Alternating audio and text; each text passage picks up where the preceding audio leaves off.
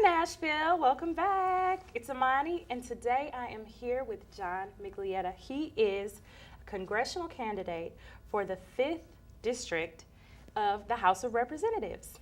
And luckily enough, we have him here, and are going to talk about what it's like to be a representative for people in Middle Tennessee and why he chose to run as a Green Party candidate. So how are you?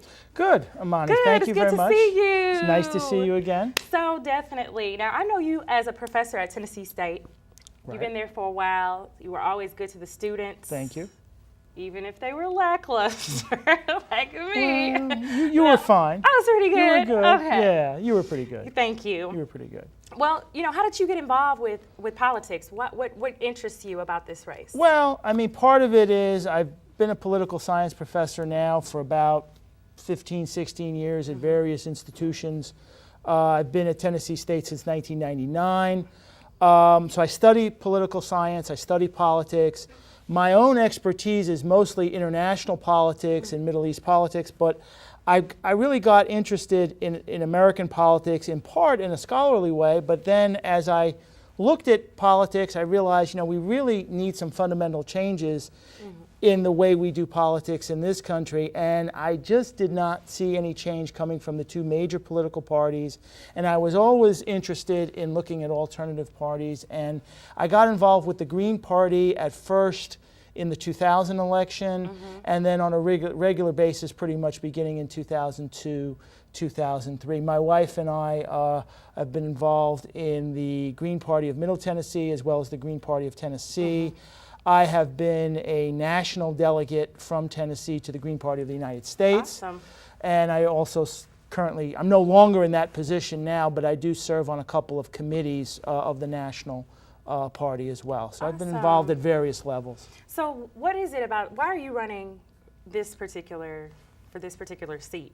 Well, I'm running for this seat because I really feel that and I also ran for the seat in '08, so this is the second time I'm actually running for this seat. And I really feel that particularly in Congress and the House of Representatives, we really need to have alternative viewpoints rather than just the same old politics. And this district has been represented by a Democratic incumbent who's relatively his seat is relatively secure. But I just feel we just weren't, the people of the 5th District were not really getting a lot of issues. They really were not having the opportunity to really study and evaluate issues. And I think by myself running as a candidate, I would be in a position then to be able to articulate different viewpoints on issues like the environment, like foreign policy, like health care, that they probably would not get from either the Democratic or the Republican candidate. And I really think that's one of the functions of a political candidate, is to put out new ideas, alternatives, and hopefully then people will look at those. And even if they don't vote for me, I hope they do vote for me. Let's put it this way. I would like people to vote for me. I am on the ballot. I am listed as an independent, even though I am the Green Party candidate. But because of our state's ballot access laws, alternative parties have to run candidates as independents. But I hope to at least educate people on the issues and get them to think critically about issues like foreign policy and health care. Because there's so much in the debate that just gets stifled, that people don't really talk about alternatives. Like, for example, in the recent health care reform legislation, the option of universal single payer was not really discussed in a big way. There were some attempts. Universal single payer? Universal single payer health care. Essentially, that's applying Medicare to everybody, having a national health care system that pretty much everyone would be a part of. And that really was not addressed in any kind of sufficient Why do you think manner. that is? Well, I mean, basically, it would cut into the profits of healthcare corporations. It would essentially put them out of business, but certainly decrease their profits in a big way. I mean, we live in Nashville. One of our big interests is healthcare. I mean, that's one of our largest economic industries, is the healthcare industry. Of course. And there's a lot of money to be made in healthcare. And having essentially the government competing with that and probably being able to deliver better services and certainly more cost-effective services would really weaken the private sector healthcare right, their financial corporations. position. Right. So do you think that might affect people's jobs? Is that why they haven't really gravitated toward that viewpoint? Or maybe because Middle Tennessee, it is a base for healthcare. Right. So how do you think people around this area will feel about changing the laws or adding a different viewpoint? Well, again, to the it's spectrum? not necessarily putting the healthcare corporations out of business necessarily. I mean, they could still be in bit, like for example, Germany and Japan, they have large public sector healthcare programs, but they also have private healthcare plans that could do things if people wanted to augment to that, or wanted specialty care or something along those lines. They wanted something maybe a little bit more than just what the government is providing. Well, a lot of times people, when they hear the Green Party, Right. they don't really know the fundamentals, but they may think Green Party, are they for the legalization of pot?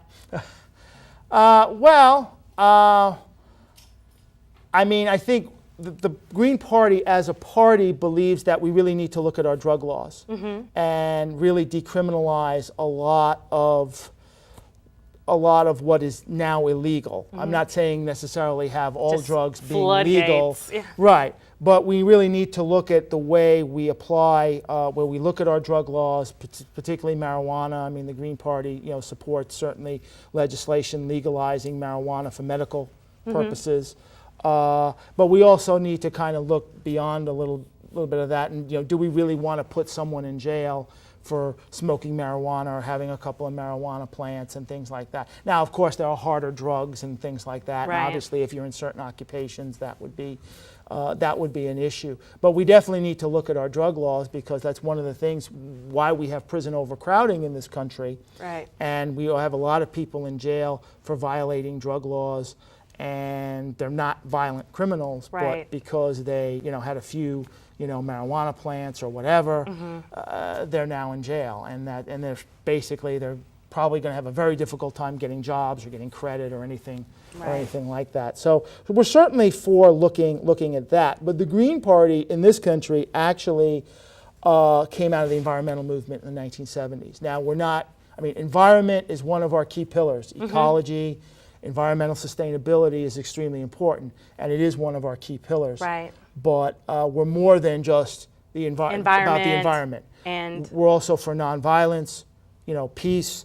We're for social justice and grassroots democracy.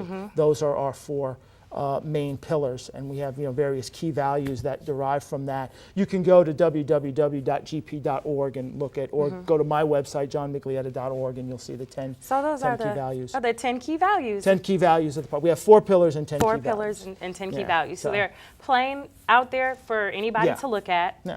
So, definitely visit the website. Right. Now, I wanted to ask you about this particular race. When is the election? Well, the election is November 2nd is election day. And early voting, I believe, starts October 13th and runs through October 28th. What is your website? What is your web address? johnmiglietta.org, www.johnmiglietta.org. I also have a Facebook page, John Miglietta for Congress, so you could take a look at that. Yeah. And I've just started a blog spot. So Awesome. So beyond Check that being a out. congressional candidate, Right. you are also a professor Right. and a new dad. Yes. So how are you juggling all of well, these things? that's been quite a challenge. All the new fathers out there, new parents out there. My wife and I are in the process of adopting a beautiful little girl. Okay. And she's going to be 9 months on Friday, so we're really very excited. But it's like anything else. You just try to do what you can do. And I'm You make running it around happen doing when a you lot of can. things. My wife has been great. She's been picking up a lot of slack. Right. So after the election, I'm sure I'm going to owe her a little bit. Do you rely on volunteers a lot? Yeah, volunteers would be nice. I'd love to have as many volunteers as possible, especially now as we get closer to early voting. That's really important. One thing I found in 2008, a lot of people, because I'm not raising a lot of money and having a big media presence out there in the mainstream, media, people don't often know I'm running until they see me at the polls, waving. Right, and with holding the a hands sign up. Yeah, I go, oh, I didn't know you were running. I saw that name and da-da-da-da-da. Right. So, the more volunteers you could have at early voting, the better. better. It does work, and it does kind of show All right. a certain level in a campaign. So if So- anybody wants to volunteer, Yeah. please touch base with me. All right, if you want to volunteer, visit johnmiglietta.org Right. to learn more about the Green Party, GP.